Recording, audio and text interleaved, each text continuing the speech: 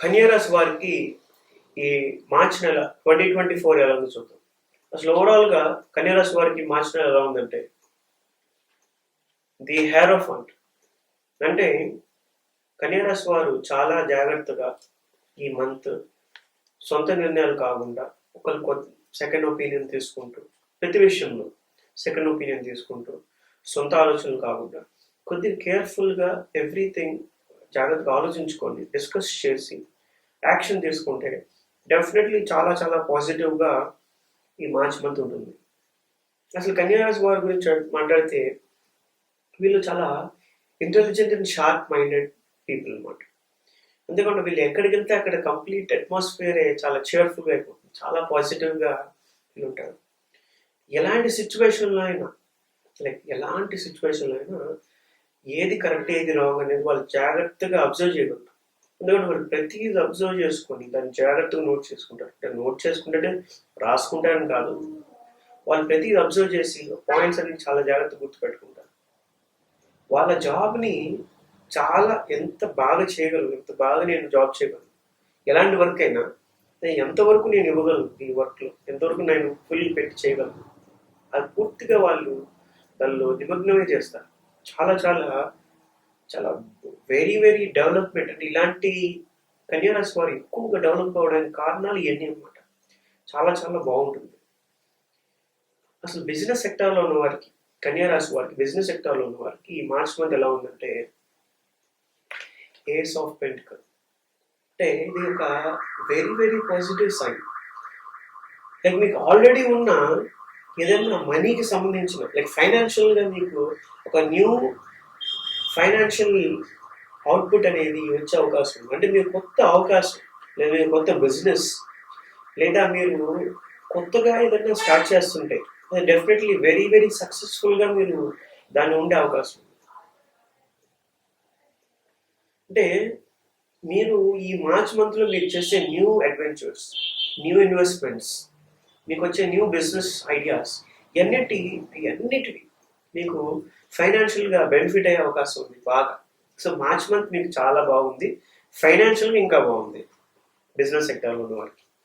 Next agriculture sector and farming సెక్టార్లో ఉన్న వారికి చూసుకున్నట్టయితే క్వీన్ ఆఫ్ పెంటికల్స్.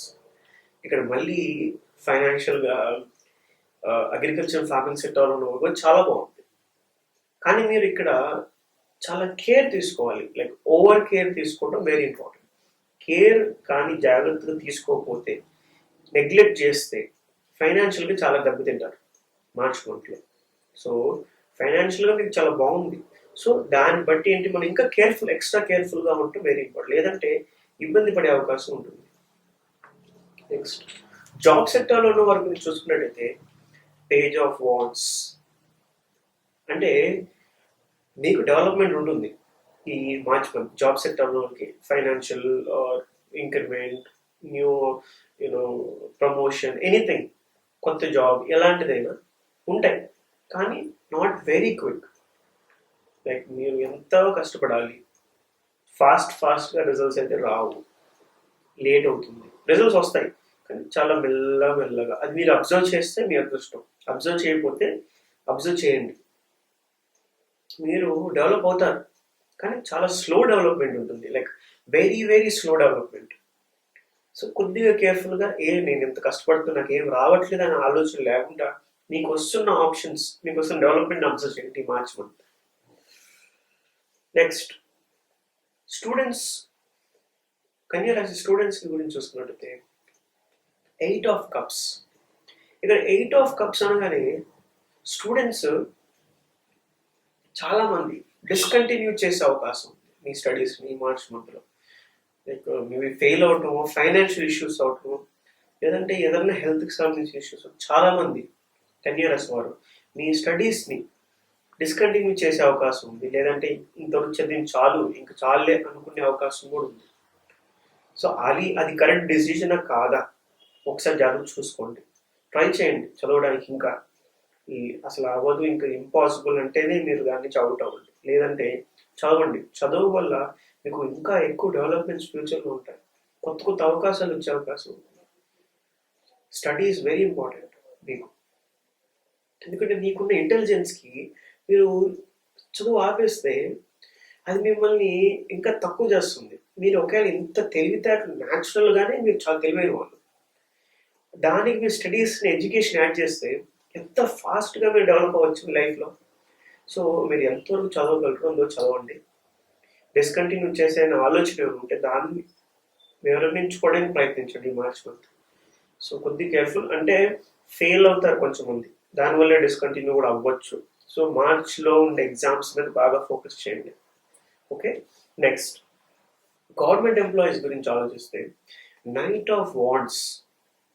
ఇక knight of wands and government employees చాలా dare and dashing, like very much furious.